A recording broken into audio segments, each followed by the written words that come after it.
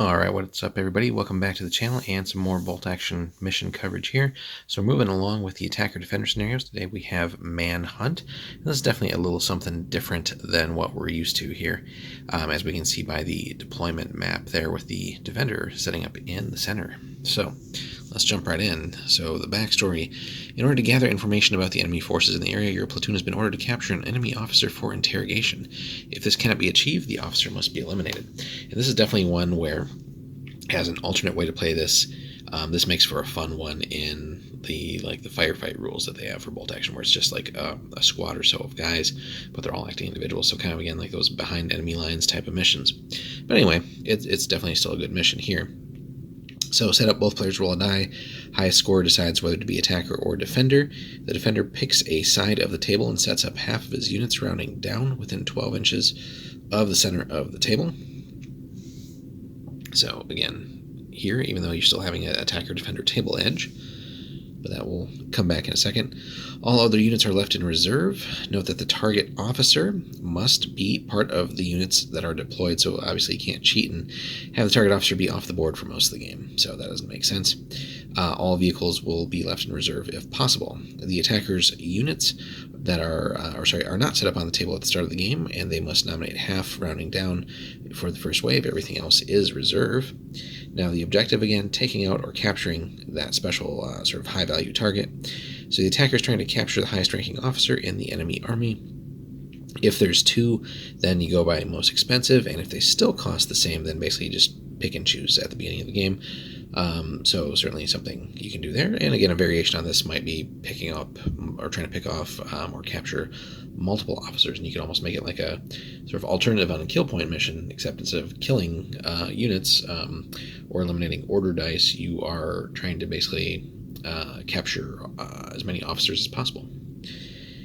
And another variation too would be, rather than attacker defender in this one, just both sides are trying to achieve the same objective, so you each nominate an opposing commander, basically, or whoever is the highest leadership, and again kind of follow along the other parts of the scenario here. So note that the defender, again, must always set up his officer in the table in that center zone and can't leave it in reserve. In order to capture the officer, an infantry unit must assault the officer's unit in close combat and destroy it, but that'll count as capturing. So now, interestingly, as tough as this scenario is going to be on the defender in most cases, there's still a preparatory bombardment in this one, so that can certainly already severely hammer the defenders here, right? So again, normal preparatory bombardment, basically on a 2-up, you get it, and then you basically keep rolling from there. Now, to be fair, they kind of modify it here. So note that if you roll a 6 for the bombardment on the target officer's unit, it only counts as a 5 instead. But again, if you're rolling hot as the attacker, you can kind of already cripple a lot of the enemy's army. And as long as you're playing aggressive in that sense, you can very easily roll up on them before the defender maybe gets enough reserves back. So can be rough in the wrong circumstances. So this one, definitely a good terrain placement, as in a fair bit of terrain placement will be crucial. So I mean, ideally the attacker shouldn't be able to be right on top of you turn 1, right? Depending on, of course, what they brought. First turn, so the battle begins. During turn 1, the attacker must bring his first wave onto the table. These can enter the table from any point on their table edge and have to run or advance on. And again, no order test required for that, as is normal with the first wave rules. Game duration here. So basically at the end of 7, then we roll a die, and on a 1, 2, 3 the game ends. 4, 5, 6 we play another turn. So this is actually a longer scenario by design, so you have that much longer. You have at least 7 turns to try and keep your guy alive, if at all possible, as the defender. Now, that being said, the game ends immediately if the officer is killed or captured. And then a confused fight rule here. So confusion reigns. The battle lines have been completely disordered, and reinforcements are pouring in from all directions. All units entering the table as reserves can enter from any point on any table edge except the one from which the last enemy reserve entered that same turn. So pretty hairy and random there. So just don't think of your table edge purely as your table edge here.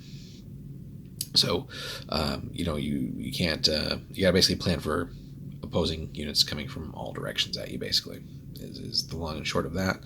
So this definitely throws a little wrench into some of the normal things, and really, again, this is a fun rule then to take and use to modify other existing scenarios that you have, just because, again, it just adds a little bit of chaos to things, and that can be pretty cool too.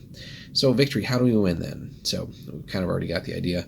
So if the officer's unit is destroyed in close quarters, resulting in the officer's demise, the attacker wins the game. If the game ends and the officer is still alive and well, the defender wins the game. If the officer is killed in any other way, the game is a draw. So you're going to have to watch your shooting, so templates and stuff like that, certainly. And this one, especially if like a artillery strike or airstrike goes a little wrong, that could be rough too. So note that the defender must always remove other models in the officer's unit before removing the officer when the unit takes casualties. All right, guys, victory. So how do we win here? Again, keeping your guy alive is the name of the game for the defenders. And to do that as best as possible, you may find that the center is going to be the best. Otherwise, you're going to have to pick a spot on the map that you think is going to be the most defensible. And then as reserves become available, you're going to want to basically sort of not necessarily gang up, but get them in and around your officer, put bodies and things in the way of the officer and your opponent, and basically, just if at all possible, eliminate lines of sight. Your officer basically has only a certain number of wounds to keep himself alive, and as that unit gets whittled down, things are going to get a little bit trickier for you. So that unit should ideally only engage if it has no other choice and where it's going to be able to cause serious damage. So you start taking pins and stuff on that unit and it can't activate and can't get out of the way, you're going to get cornered, and it's going to be bad news for you. So that is a fun little scenario there. And again, lots of little variations we could try here. Again, this gets even more interesting again if we try the usual variations on a mission, like again, night and other weather conditions and things like that. But again, this could also be fun as a mission where both people are actually trying to accomplish that, but you'd have maybe slightly different deployment zones, maybe sort of slightly opposite sort of circular zones, maybe like opposite corners, not quite opposite corners. Or again, just the opposing force, maybe like standard deployment zones, but the opposing force, you want to get their officer, they want to get your officer, and so on and so forth. So that being said, again, could also be fun as a firefight mission where it's just a small skirmish with maybe like a squad or so and like no vehicles or anything like that. So that also could be pretty tense there. So let us know in the comments, guys, as always, what your thoughts are on this mission. Hit up the like and subscribe. And also, if you want to support the channel, please follow that link in the description. Check it out on Warlord. Anything you pick up on there will help support the channel. So appreciate everybody who does that. We'll see you in the next one, guys.